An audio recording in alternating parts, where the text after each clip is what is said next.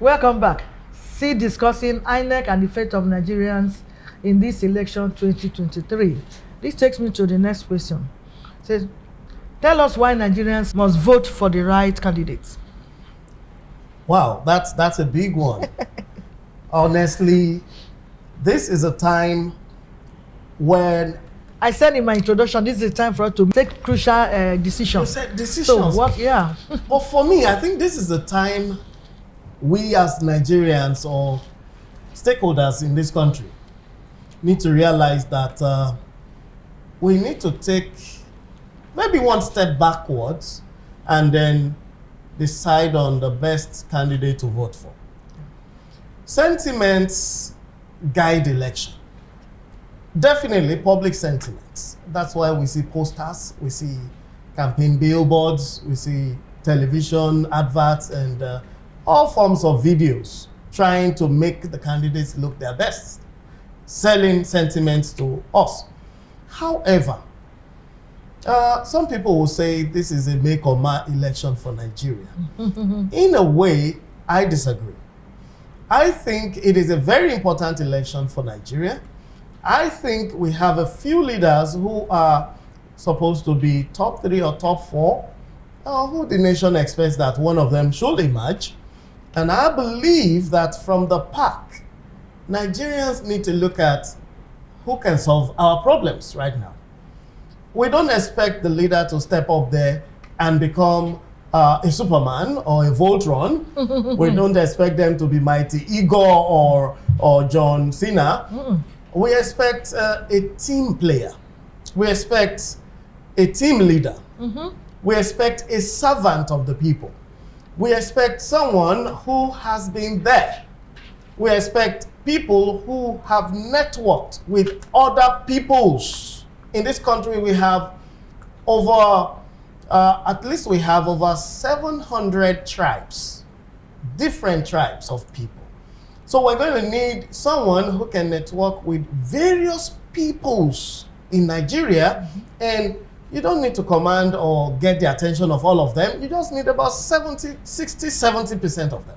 That's why if you look at the codes of Inec, you need to win at least 25% in at least 24 states. 24 states of 36. And you must also win Federal majority votes, including the FCT.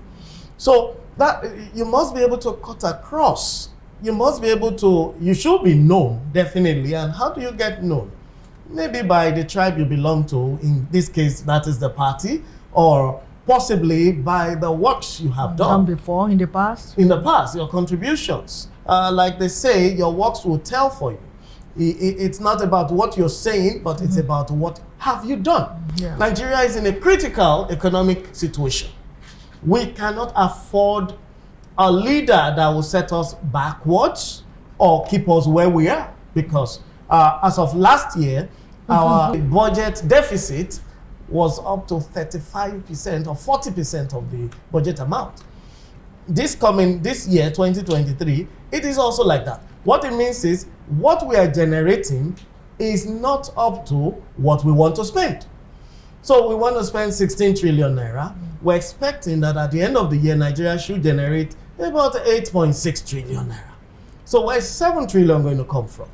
Either borrow it or steal it or something. So we're going to need leaders who can bring water out of the stone. Right now. Yes, we need somebody that can motivate, push people, and look at other areas we can exploit and create fund. That's very critical, because without those funds, we won't be able to improve educational infrastructure. The major challenge we have in the northern states is because of their deficit in education. A lot of them are not schooled. Not because some of them don't want to go, but there is no support system. How do you go to school on an empty stomach? How do you go to class without books? How do you even study without a home? So people give birth to children and push them out to join the Almajiri force everywhere. That has to be checked. And that is going to come from spending and visionary strategic spending. And that's why they become miscreants, join bandits, who later come to harass us on the roads. So, oh, I'm taking care of my children does not even matter here, because somebody who's not taking care of theirs is going to unleash that dog into the street that's going to bite your own son you've been taking care of, or you. So those critical issues have to be addressed by whoever we're going to vote. It must be somebody that is acceptable as well, somebody that can cut across, somebody that can speak languages, somebody that can mend fences. We're looking at people who can set up a team that can, shall I say, galvanize the country. Okay, we have fracas here and there, in the east, in the north, and then some are brewing from the southwest too. Okay, so we're going to need to look at somebody who can bring every stakeholder to the table without an exception. Inclusivity. Everybody must be included to the table. Yeah. And the discussions must be interest-based. What do you guys want? How can we help you? So we're looking at a leader that can make other leaders erupt, perform, and then develop this country. Wow.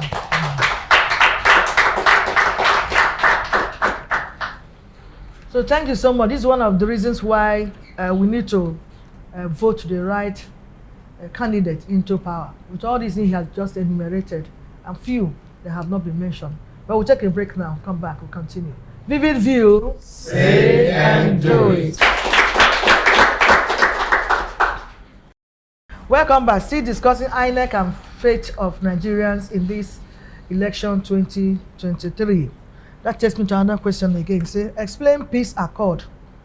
Would candidates abide by it?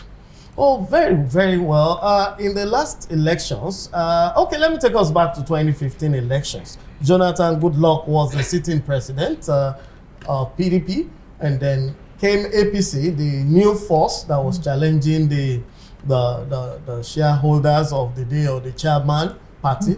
And then a peace accord was signed. And what did it contain? That secondary to the elections, irrespective of the results, nobody was going to stir up any form of protest or controversy or challenge or violence. The peace accord also states that includes that you, as the leader of the party or the representative of the party, should curb your followers in the event that the elections don't go your way. Okay, so they have signed the peace accord in this situation with INEC, and just like every contract, the peace accord is a contract. Yeah. It is tenable in the court of law.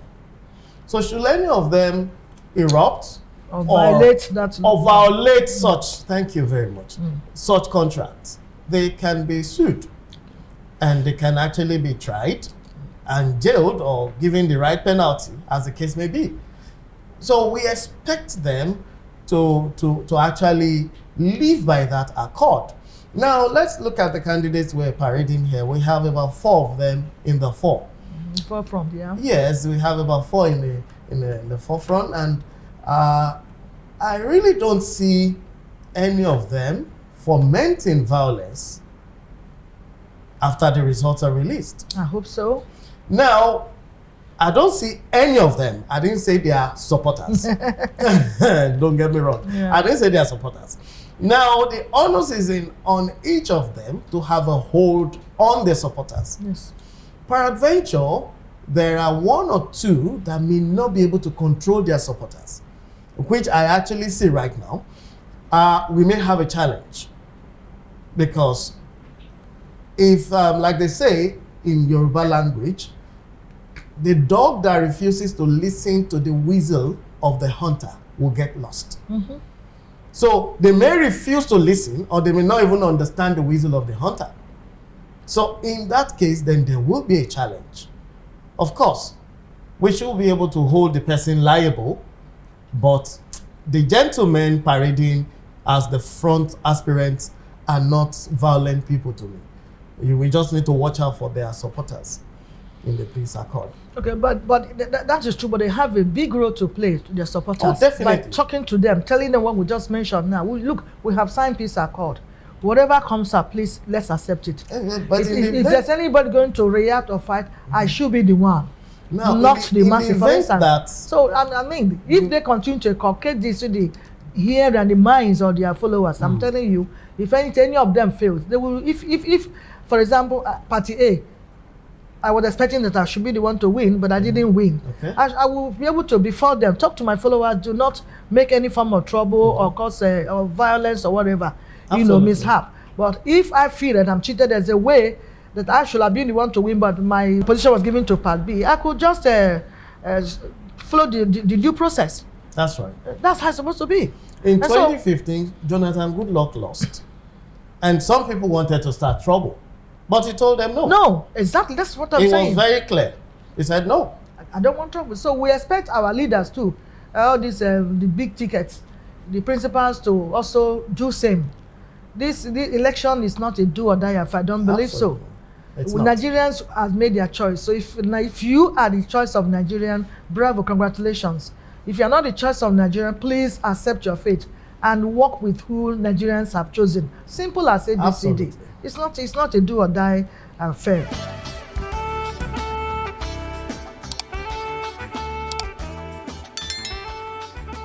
This is VVV.